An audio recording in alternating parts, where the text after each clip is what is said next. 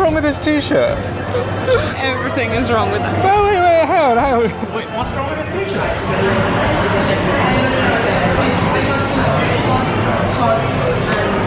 Women.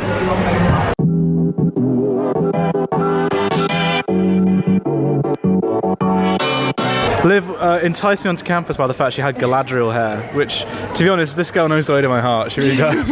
Happy Monday, welcome back to the vlog. So it's been a week since you've last been in Exeter. The weather has turned absolutely amazing, and I'm actually surprisingly chill. Though to be fair, the entire uni is in this weather.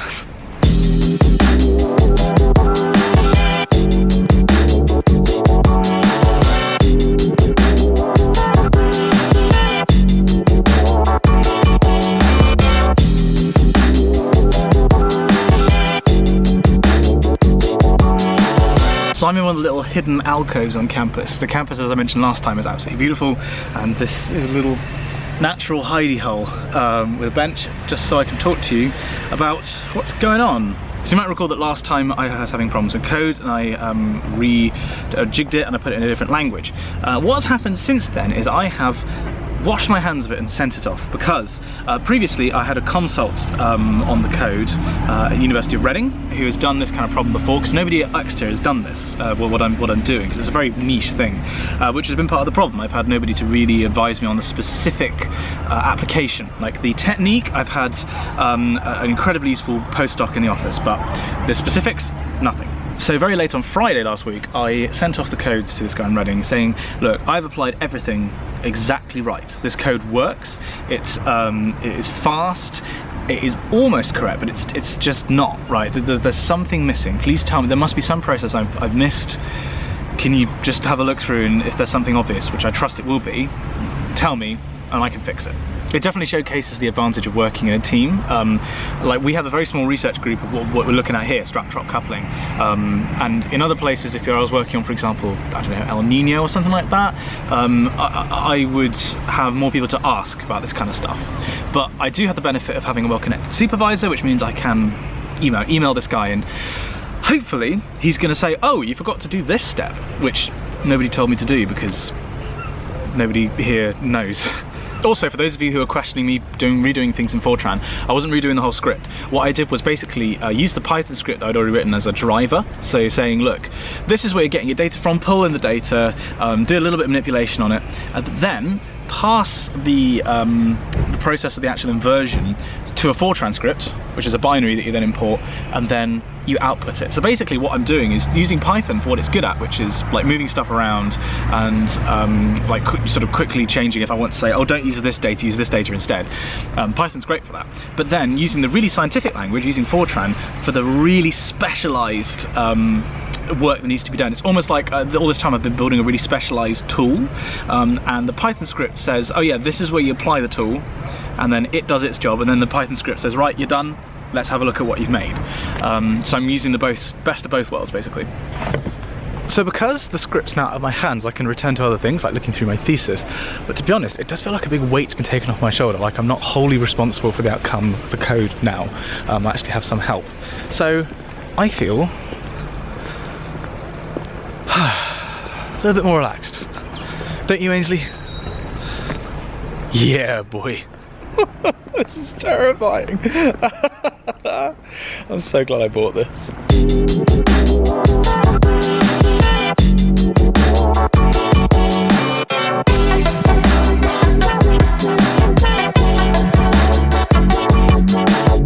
That was actually quite a fun day. Nice to look at a project other than the inversion code. I had to change, by the way, because we're about to go singing. Do they pay you?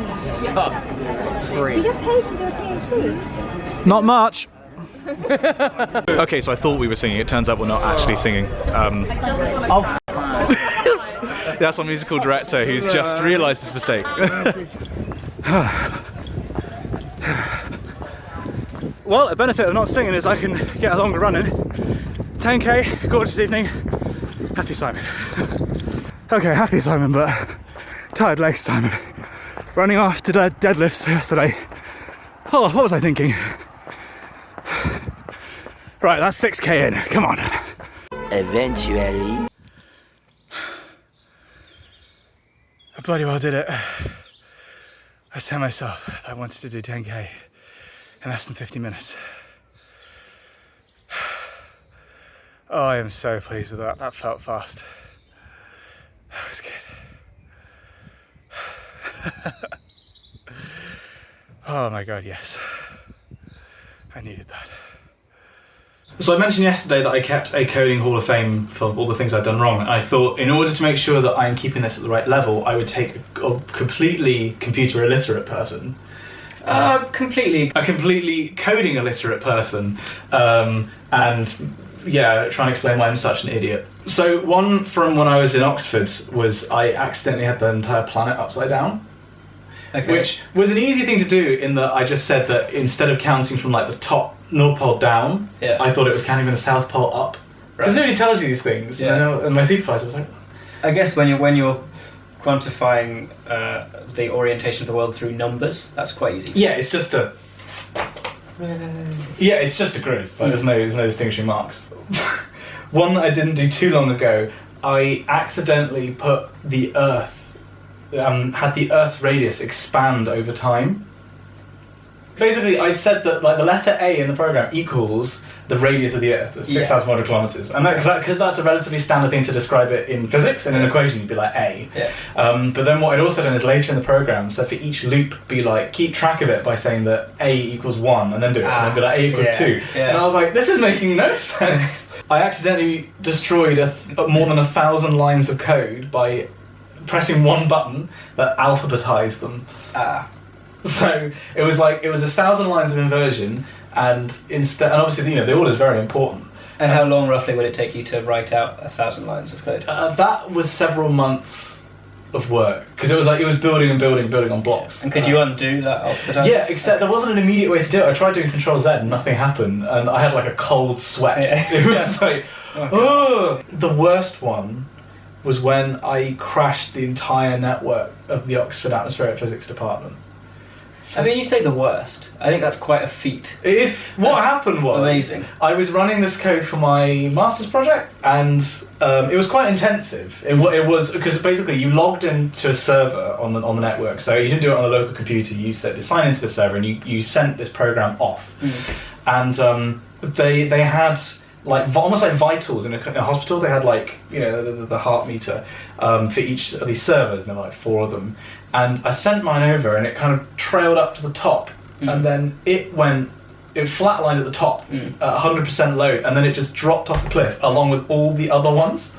So all the nodes just died. And then I was like, has anybody noticed? And I stuck my head in the corridor, and all these other people's heads were out the corridor because apparently everybody's computer had frozen at once. Yeah, so, that's amazing. Right? I didn't even know that was possible. Were there any repercussions for that? No, because I left the building. I just closed my laptop. And I was like, what? Well, that's okay. I think if the tech guys had found out what had happened, they would have just been impressed. Yeah. Because computer people, there are far smarter people at coding watching this. How did I do that? Because this genuinely happened. I still don't know how I did it. For a whole network too, not just like a local... And I don't even know how long it took to reset because I left. God. It was working the next day, so it can't have been that bad. If you want to learn more about space in dubious fashion, then we just started playing Kerbal Space Program on Spongy and Electric. Oh my goodness, it was quite fun. I enjoyed it quite a lot. Yeah, the thing is, I know quite a bit about the game and I know quite a bit about space, whereas you... I know relatively little about space and nothing about the game. So. It's like, the way I like to think of it is it's like the first American missions where they sent chimps into space. Yeah.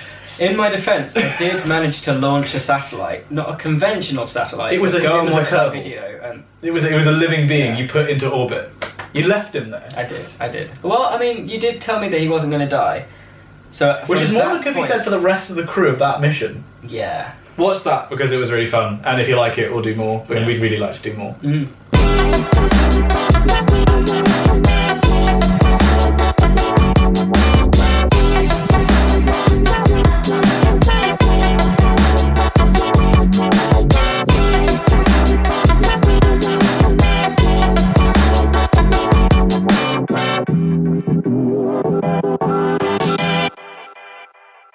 Well, it's either Gay Pride Week or it's International Nyan Cat Day.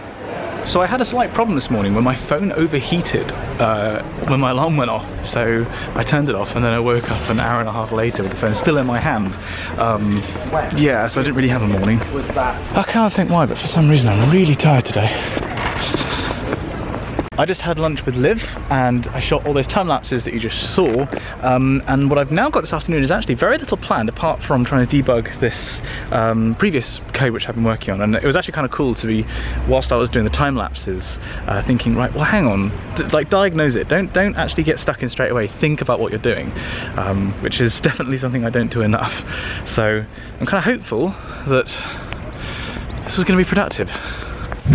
So I've had a pretty productive afternoon debugging the code that was giving me JIT before, and I definitely have identified one chunk that I'm rewriting. Now I am in one of the meeting rooms in the building because I have a super special Google Hangout that I can't tell you about yet. I don't think I have permission to talk about it. So yeah, exciting announcement coming sometime soon.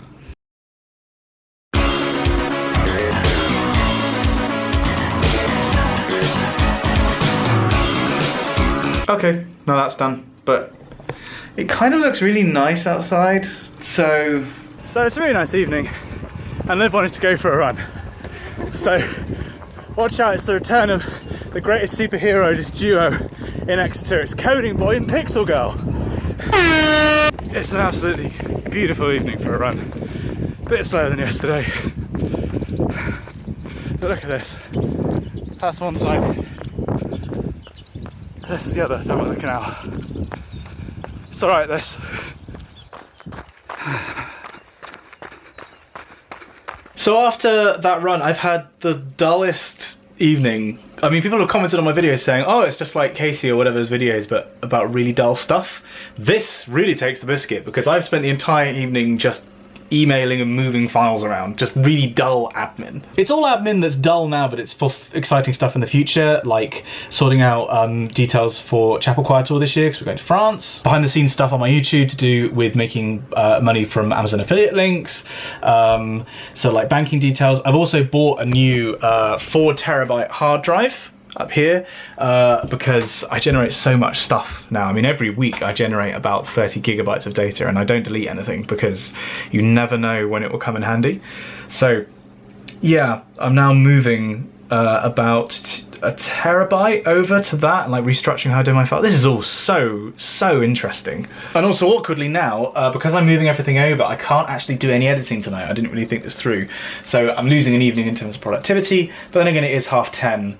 And I should probably go to sleep quite soon because I was shattered last night, but I might just squeeze a little bit of Kerbal Space Program in. And so, Simon played Kerbal Space Program for the next 4 hours. Learn from Simon's lesson, kids. If you play lots of a computer game, you won't get much sleep, and you'll be a very grumpy boy. One of those would be good. Oh, still recording.